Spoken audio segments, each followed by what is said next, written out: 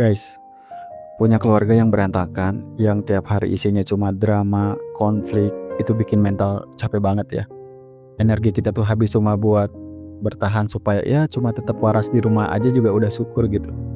Tapi saya baru belajar satu hal yang cukup mind blowing. Ternyata banyak orang yang sukses di dunia ini justru berangkat dari keluarga yang sangat-sangat bermasalah. Elon Musk, Eminem, Oprah Winfrey, sampai Steve Jobs. Mereka semua punya background masa kecil yang kacau, penuh drama, bahkan kekerasan gitu. Bahkan kekerasan.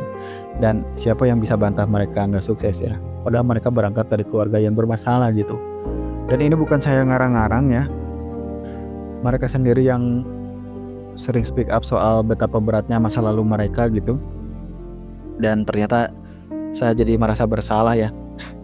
Karena saya pikir dulu ya, anak yang tumbuh di lingkungan toksik itu masa depannya otomatis bakal hancur gitu. Ternyata belum tentu. Ternyata enggak gitu. Dan sebenarnya video ini saya buat khusus buat satu teman saya, inisialnya A ya.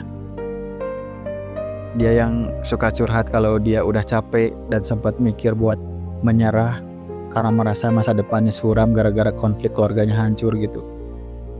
So bro, please dengerin ini dulu. Dan sorry agak lebay ya dijadiin video, tapi ya siapa tahu ada yang senasib.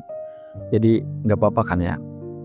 Tujuannya kalau lo ngerasa ngedrop lagi, kapanpun ngerasa gak kuat sama drama di rumah, coba putar ulang video ini ya. Gini bro, kalau kita ngelihat orang-orang yang sukses tadi ya, kayaknya konflik keluarga itulah yang membentuk mereka jadi sekuat sekarang, sesukses sekarang. Ada satu pola yang besar yang sama di setiap individu mereka. Ternyata orang-orang hebat ini sukses bukan karena keluarga mereka baik-baik aja, tapi justru karena keluarga mereka hancur. Mereka bisa sukses. Mereka yang bilang itu, dan mereka bangga dengan kesuksesan itu ya. Ya siapa yang gak bangga ya? Keluarga mereka berantakan tapi mereka bisa sukses. Dan suksesnya gak main-main gitu. Levelnya dunia ya. Pola yang sama yang saya baca di sini itu istilahnya pain into power, atau mengubah rasa sakit jadi kekuatan ya. Kita bedah ceritanya. Saya udah rangkum di sini. Pertama kita baca dulu Elon Musk ya. Singkat aja. Konfliknya itu ayahnya toksik. Jadi ayahnya Elon Musk dikenal sangat abusive secara verbal dan psikologis. Malah Elon Musk pernah bilang kalau ayahnya itu manusia yang mengerikan dan melakukan hampir semua kejahatan yang bisa dikerjakan. Wow. Jadi sangat-sangat kasar gitu. Ini Elon Musk yang bilang ya. Terus gimana cara Elon Musk ngerespon ayahnya? Dia gak sibuk mikirin gimana cara benerin sifat ayahnya. Dia alihkan pikiran emosinya, marahnya ke buku, coding, sama science. Kenapa? Kata Elon Musk, karena di dunia nyata itu, di keluarganya, dia disakiti, dilukai hatinya. Tapi kalau di dunia engineering, 1 tambah 1 sama dengan 2. Udah, that's it. Di dunia science itu semuanya logis. Dan menurut Elon, dia harus sibuk kerja. Kerja itu tempat amannya dia, buat mengalihkan pikirannya dengan masalah yang ada di rumah. Ini keren kan? Kedua, Eminem. Ibunya manipulatif, bikin hidup Eminem kayak di neraka. Bahkan Eminem sempat dituntut sama ibunya sendiri. Jadi kebayang gak toksisnya kayak gimana? Dituntut sama ibunya sendiri loh. Dan ini tercatat di pengadilan. Secomplicated itu hubungan Eminem sama ibunya. Dan konfliknya itu dari Eminem kecil ya. Nah terus gimana cara Eminem sukses? Ini mirip kayak Elon Musk. Eminem mengabaikan sifat ibunya. Eminem gak nunggu ibunya sembuh dulu baru berkarya. Justru dia ekspresikan semua emosi dan marah-marahnya itu ke lagu rapnya pas ibunya lagi keras-kerasnya ya. Wow, jadi lagi marah-marah ibunya dia nulis. Hasilnya ya dia sekarang jadi legend rapper gitu. Ya karena emosinya asli, natural, penonton bisa ngerasain rasa sakitnya Eminem. Dan itu berangkat dari konflik keluarga yang separah itu. Next, yang ketiga Oprah Winfrey. Konfliknya itu trauma masa kecil sama pelecehan.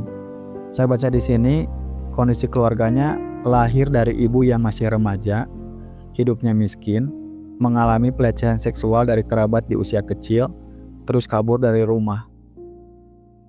Jadi Oprah itu pernah ngalamin pelecehan di usia kecil ya. Terus cara keluarnya dia sekolah dan belajar public speaking. Dia pernah bilang, kalau saya nggak sukses, saya bakal terjebak di neraka ini selamanya. Dia berambisi buat sukses.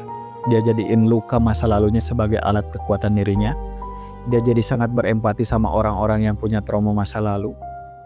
Dia jadi baik banget sama orang-orang yang senasib. Dan dari sikap itu, dia jadi sukses sampai sekarang. Yang terakhir, Steve Jobs. Saya baca di sini, ia merasa dibuang sama orang tua kandungnya.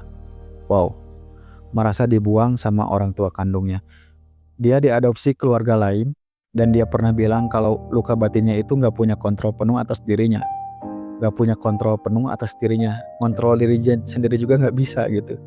Ini bikin dia jadi control freak yang perfeksionis di perusahaannya Apple gitu. Dia punya mimpi menciptakan produk yang sempurna karena merasa hidup pribadinya cacat. Wow, ini dalam banget ya. Tapi ya sekarang produknya iPhone itu ya, hampir semua pengen banget HP-nya iPhone gitu. Hampir semua ya. Anak saya juga sama gitu. Nah, jadi kalau diperhatiin polanya ya, ini sama gitu. Mereka ngejadiin pekerjaan mereka jadi tempat lari dari masalah atau tempat cari ketenangan. Pekerjaan mereka itu bukan beban buat mereka. Justru mereka happy kalau kerja. Ya daripada mereka diam di rumah gitu. Dan ini positif banget. Ya cara mereka lari dari masalah itu kayak nggak lari ke hal-hal negatif ya. Kita bisa lihat hasilnya sekarang. Ya sesukses itu mereka. Terus mereka juga nggak nunggu keluarganya mereka sadar dulu atau tobat dulu gitu. Mereka bodoh amat, mereka fokus nyelamatin diri mereka sendiri dulu. Gak mikirin gimana cara ngerubah sifat orang lain gitu. Yang gak yang apa ya, coba kalau dia kayak gini, coba kalau dia kayak gitu. Gak kayak gitu ya, ya sulit sih ya. Tapi itu berhasil buat mereka dan masa depan mereka ya sekarang ya gokil gitu. Mereka bisa mengubah energi negatif kayak marah, emosi, sedih jadi energi gerak, kerja keras yang menghasilkan gitu. Dan kalau yang kayak gini saya juga perlu menirunya ya, merubah energi negatif jadi energi positif itu dan bisa menghasilkan itu ya keren banget gitu. Inspiratif banget. Nah, balik lagi buat teman saya yang merasa keluarganya toksik dan pengen menyerah, coba jadiin orang-orang ini buat refleksi diri, bro.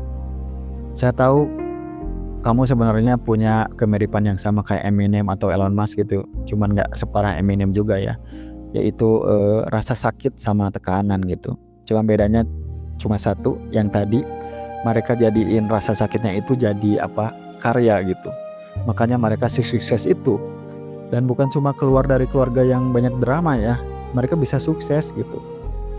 Ya mudah-mudahan, bukan mudah-mudahan lah, kamu pasti bisa, kamu pasti sanggup. Kita tiru sisi positifnya mereka. Tadi jangan overthinking, abaikan, lupain pikiran bisa merubah sifat orang lain. Gak mungkin itu.